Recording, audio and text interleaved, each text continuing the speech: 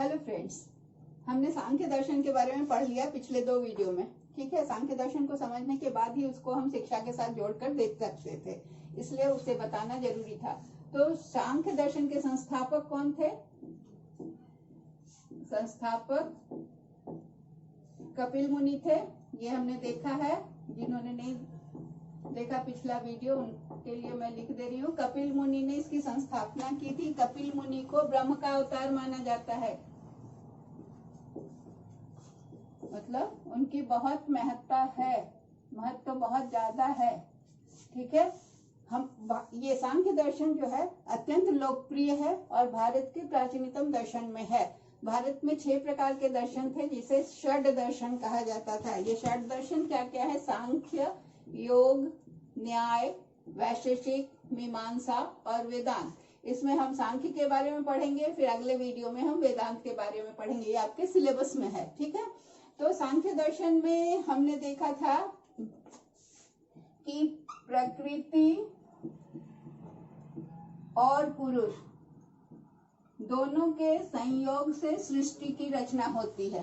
ठीक है, प्रकृति जड़ है, मतलब ये परिवर्तन नहीं होता, इसमें परिवर्तन नहीं होता, परिवर्तन रहित है। ठीक है, और ये पुरुष चेतन है, इसमें परिवर्तन होता रहता है।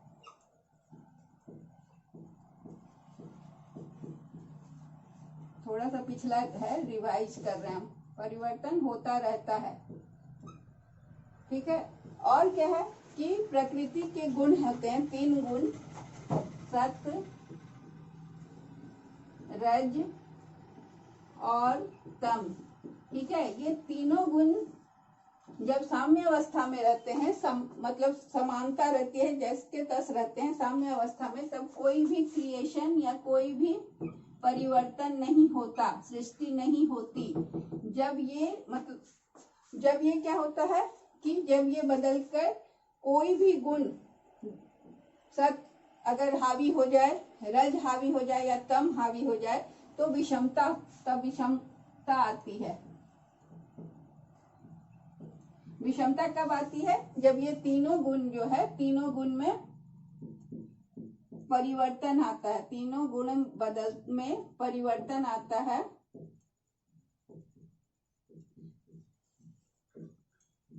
तो इसे हम विषमता कब कहते हैं? जब सत में ही बदला, रज ही रह गया, तम ही रह गया, तो इसे साम्य अवस्था कहते हैं, इसमें परिवर्तन नहीं हुआ। लेकिन जब सत ज्यादा हो गया, रज कम हो गया, या रज ज्यादा हो गया, तम कम हो गया, तो ये विषमता की स्थिति होती है और इसमें फिर सृष्टि होती है। सांख्य का अर्थ क्या होता है? सांख्य का अर्थ होता है संख्या, नंबर। ठीक है, सांख्य का अर्थ होता है संख्या। तो इसे संख्या और सम्यक ज्ञान का दर्शन माना जाता है, और यह पूर्ण बौद्धिक होता है और सैद्धांतिक, पूर्णतः बौद्धिक, इंटेलेक्चुअल और सैद्धांतिक होता है। ठीक है, ये सब हमने पहले भी देखा। अब क्या है कि मनुष्य के बाह्य और ये जो है ना, सांख्य दर्शन और शिक्षा का संबंध हम अब देखेंगे, क्योंकि इसको हमने पहले के वीडियो में देख लिया है, इसलिए आप कृपया करके पहले वाले वीडियो को देख लेंगे, सांख्य दर्शन वाला। ठीक है, अब मैं इसको मिटाती हूँ। अब हम इसको शिक्षा के संदर्भ में देखते हैं, सांख्य दर्शन को शिक्षा के संदर्भ में।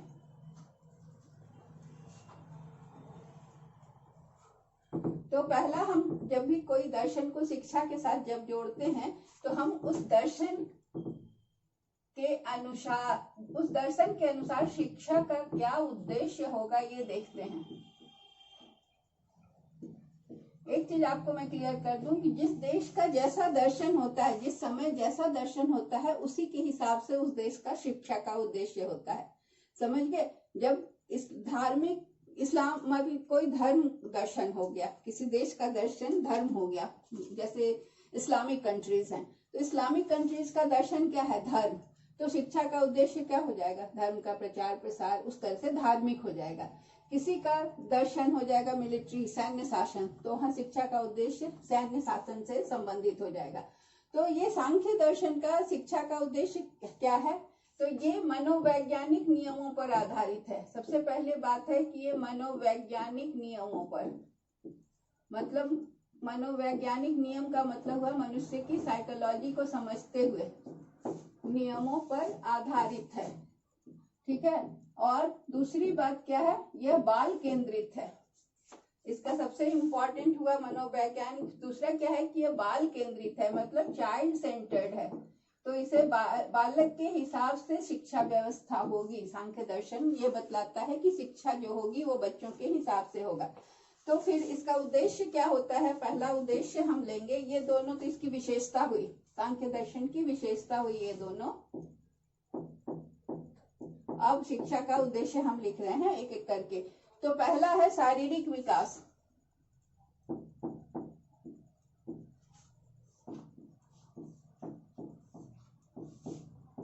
क्योंकि इस दर्शन में जो भी ज्ञान प्राप्त होता है वो क्या है, ज्ञानेंद्रियों और कर्मेंद्रियों से प्राप्त ज्ञान होता है। ज्ञानेंद्रियों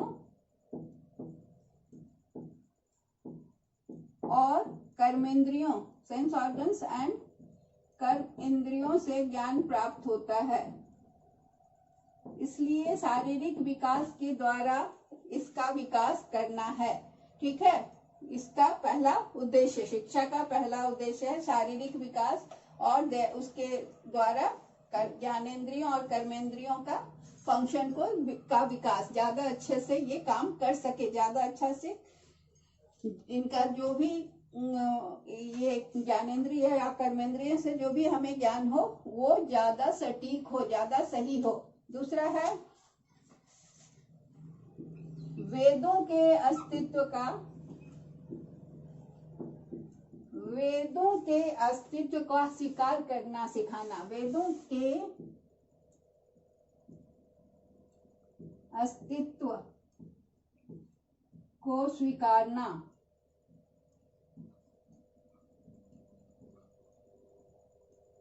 इसका उद्देश्य है कि वेद के जो भी वेद हैं चार हमारे, उनके अस्तित्व को स्वीकार करना। छात्रों को इस तरह से शिक्षा देना कि वो वेदों के अस्तित्व को स्वीकार करें, उसमें जो भी बताया है गया है उसको ग्रहण करें, उसे अपने आचार विचार में लाएं और उसका अनुकरण करें। तीसरा है मानसिक, भावनात्मक, आध्यात्मिक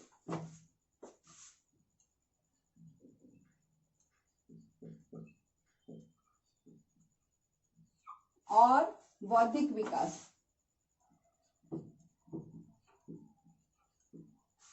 बौद्धिक विकास, इसको हम एक शब्द में क्या कह सकते हैं, शिक्षा का उद्देश्य है बच्चे का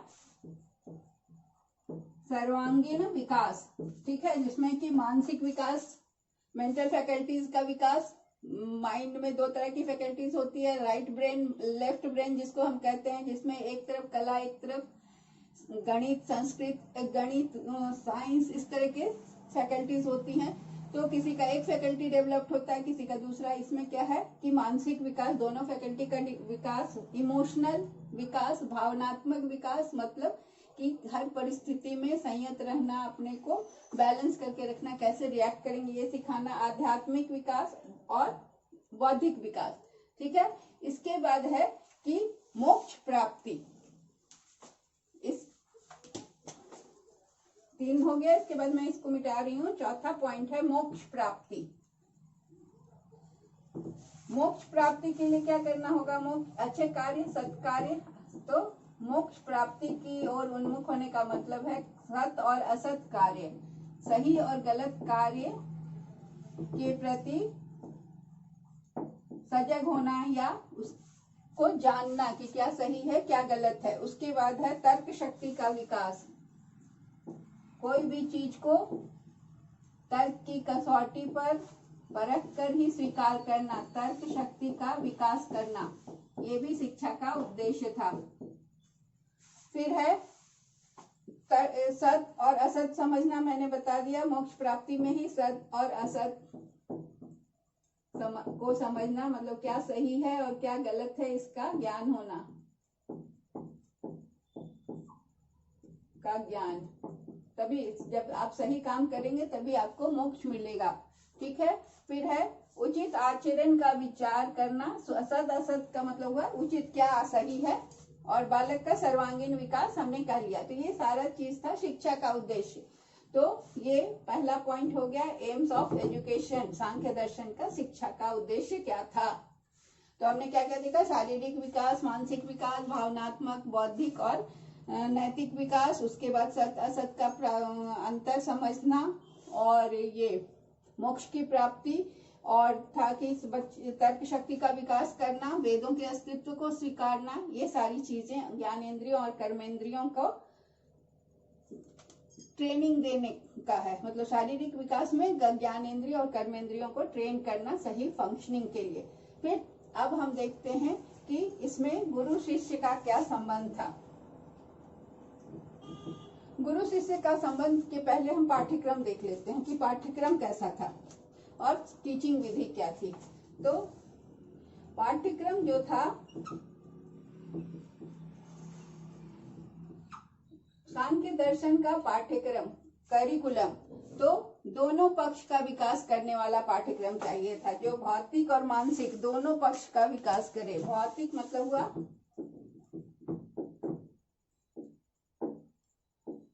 और मानसिक दोनों पक्ष का विकास करने वाला पाठ्यक्रम होना चाहिए।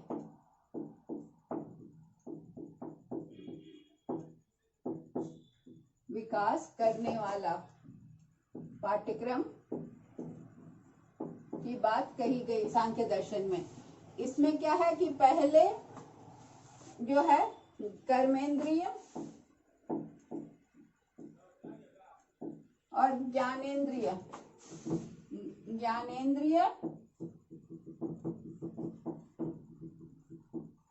एवं कर्मेंद्रियों, ज्ञानेंद्रियों एवं कर्मेंद्रियों को ट्रेन करने के लिए, उनको उनके विकास के लिए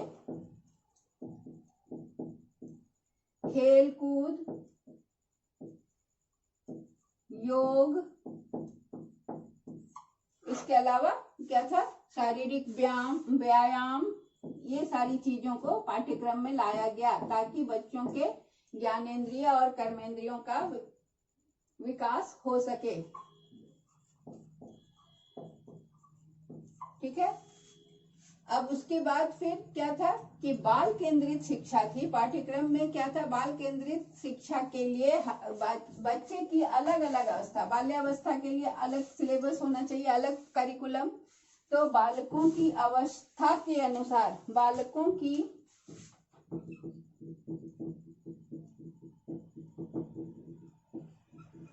अवस्था के अनुसार अलग अलग पाठ्यक्रम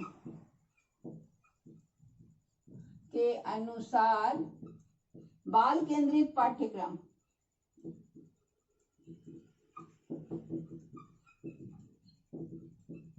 मतलब जिसमें बच्चों की सहभागिता हो, बच्चे खुद करके सीखें, ऐसे पाठ्यक्रम की बात कही गई।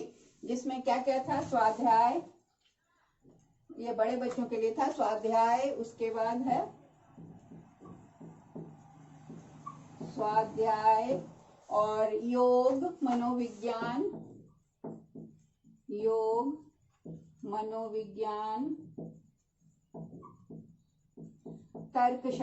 तर्कशास्त्र, गणित आदि विषय थे। अध्यात्म, ये सारी चीजों की पढ़ाई होती थी। ठीक है। तो पाठ्यक्रम में इतने सारे सब्जेक्ट थे। अब देखते हैं हम शिक्षण विधि और बच्चों की अवस्था के हिसाब से, मतलब छोटे बच्चों के लिए उनके हिसाब से बाल केंद्रित पाठ्यक्रम था, सारे बच्चों के हिसाब से बनेंगे, और उनकी अवस्था, उनके उम्र के हिसाब से पाठ्यक्रम बनाना था।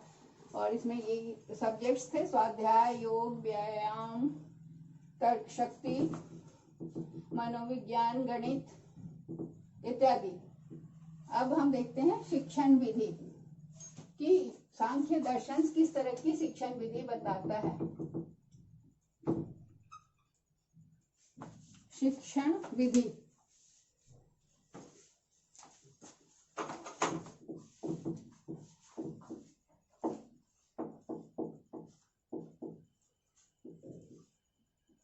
तो शिक्षण विधि की थी, पहला था प्रत्यक्ष विधि। इसमें क्या करते थे, प्रत्यक्ष विधि में बच्चे खुद से देखकर, खुद उसको छूकर, समझकर, देखकर सीखते थे।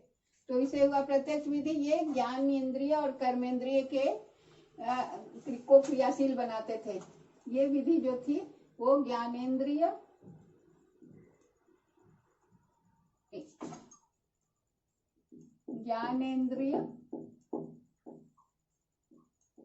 और कर्मेंद्रिय को क्रियाशील बनाती थी प्रत्यक्ष विधि में। ठीक है, बच्चे देखकर, छूकर, सूंघकर, महसूस करके उसको सीखते थे। ठीक है, अपने हाथ से, और ये सारी चीजें उनको मतलब इनके ज्ञानेंद्रिय और कर्मेंद्रिय को ट्रेन करती थी। और इससे ये अनुभव होता था उन्हें, अनुभव और प्रत्यक्षीकरण, अनुभव और प्रत्यक्षीकरण।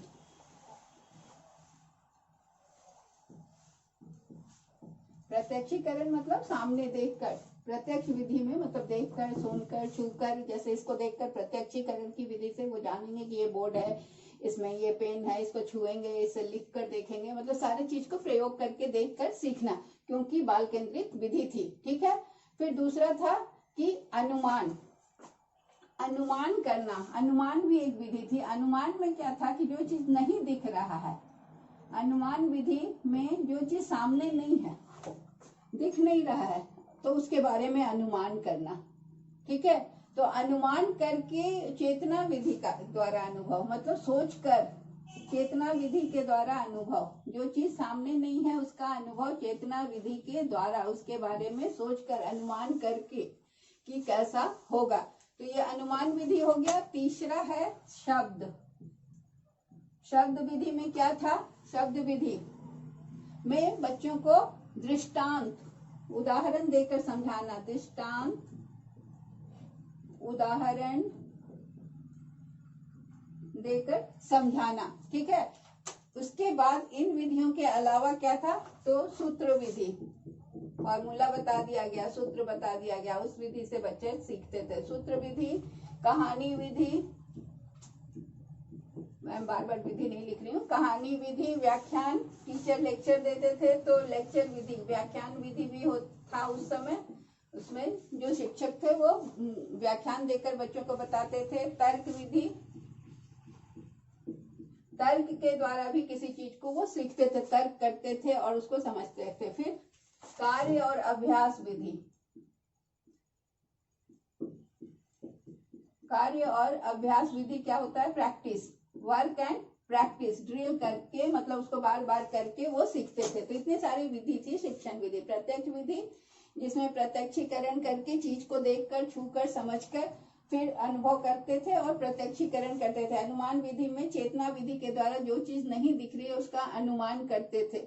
ठीक है, उसके बारे में सोचते थे। जैसे कहा गया कि 3 भुजाओं को मिलकर त्रिभुज बनेगा, तो त्रिभुज का वो अनुमान करके समझते थे। वो दिख नहीं रही है लेकिन वो चीज का वो अनुमान कर सकते थे कि 3 लाइन को मिलाने से। तो इस तरह का अनुमान विधि। फिर शब्द विधि में उदाहरण देकर सिखाया जाता था।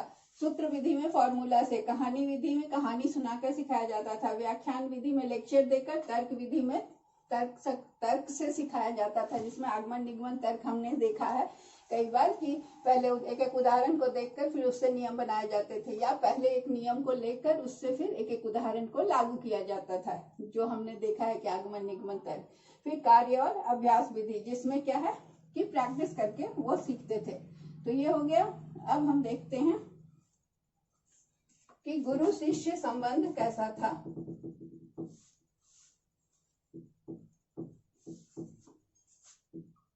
गुरु और शिष्य का संबंध कैसा था।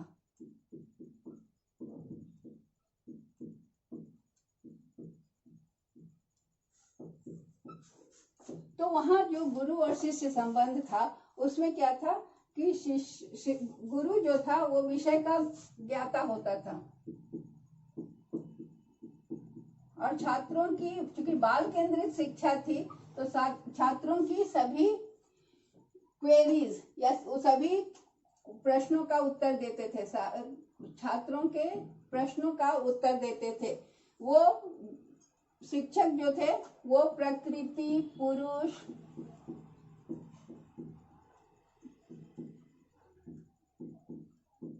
और उनके संबंध में जो भी ज्ञान था, जितने तत्व थे, 25 एलिमेंट के बारे में बताते थे, पुरुष संबंधी ज्ञान बच्चों को देते थे, उनके भेद को स्पष्ट, अंतर को स्पष्ट करते थे। ठीक है, उन प्रकृति और पुरुष के अंतर को स्पष्ट करके बताते थे। और छात्र जो थे वो गुरु के प्रति आदर, बहुत आदर का सम्मान, आदर सम्मान का भाव रखते थे,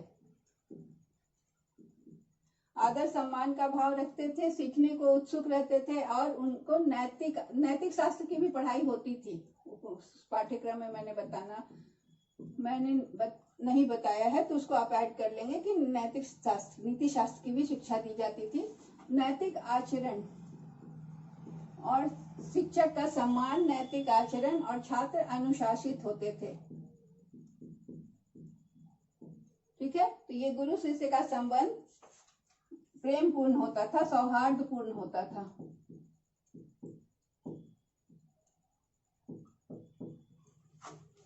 और बाल केंद्रित शिक्षा होने से गुरु शिष्य की सभी उत्सुकताओं का निवारण करते थे।